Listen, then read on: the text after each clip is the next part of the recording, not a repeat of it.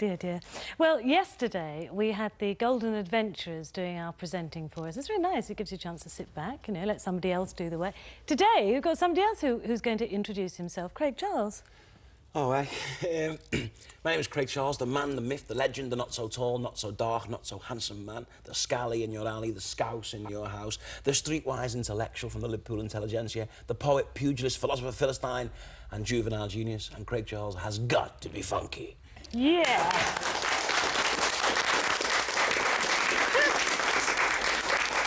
Very nice.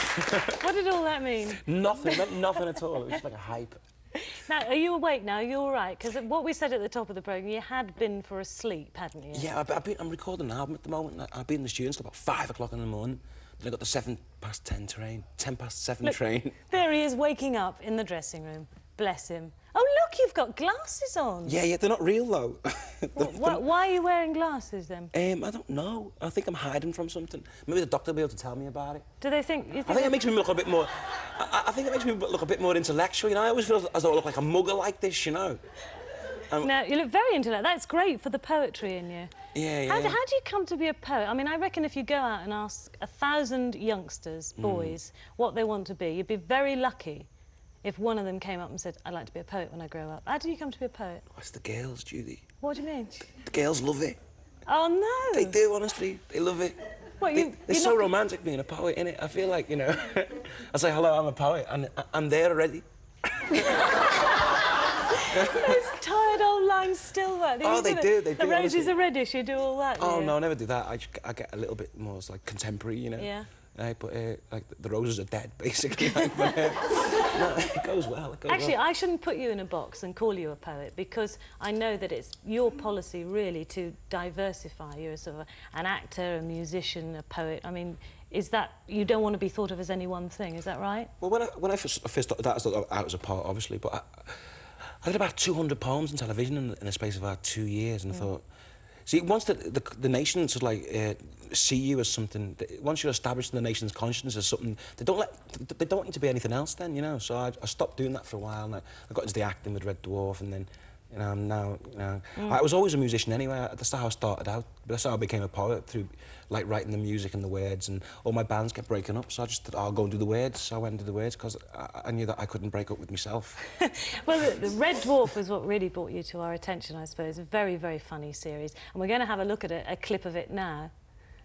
And this is actually one of those episodes where you're up to something. Was that actually you?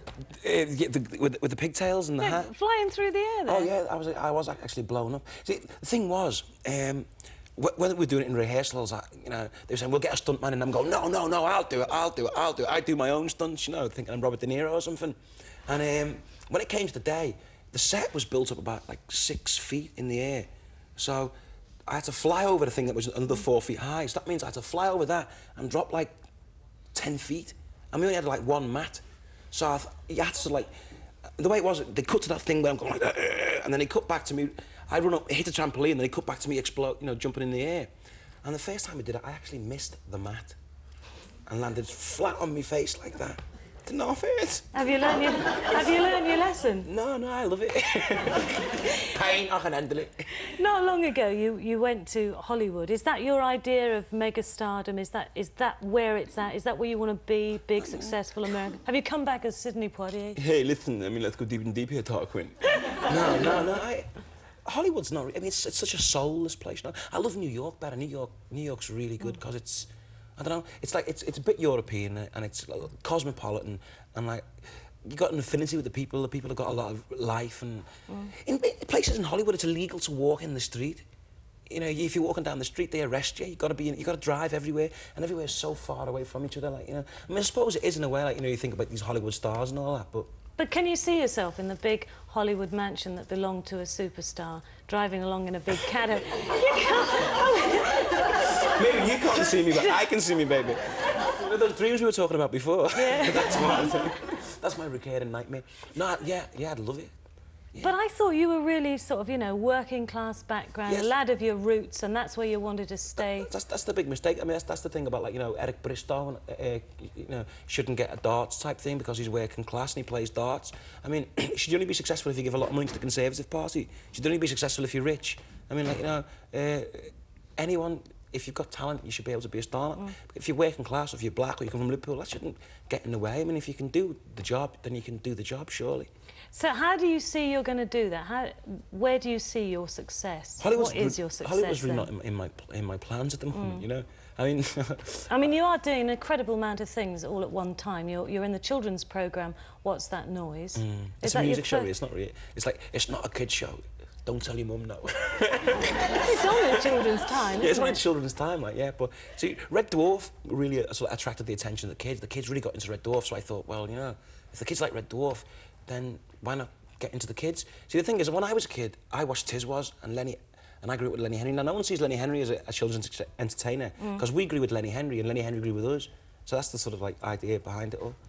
And what about the play you're doing, Teachers? Yeah, I'm talking in plugs now instead of dreaming in plugs. Yeah, that's in January, yes. Yeah, I start rehearsals on Monday. We open on the 23rd. We're doing a play called Teachers by John Godber. He wrote Bouncers and Up and Under and things like that. It's an hilarious play. It's on the Arts Theatre in London. And what are you playing in it? I play the lead. It's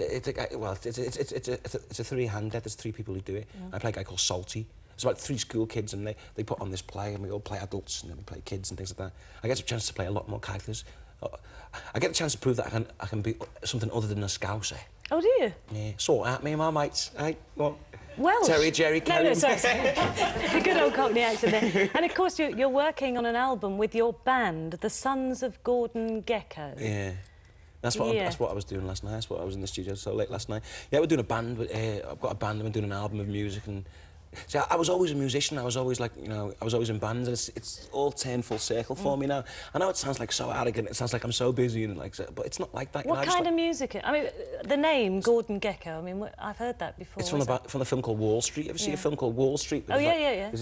Michael Douglas got an Oscar for playing Gordon Gecko. And it's all about, you know, that greed is good, lunches for wimps type thing, you know. Yeah.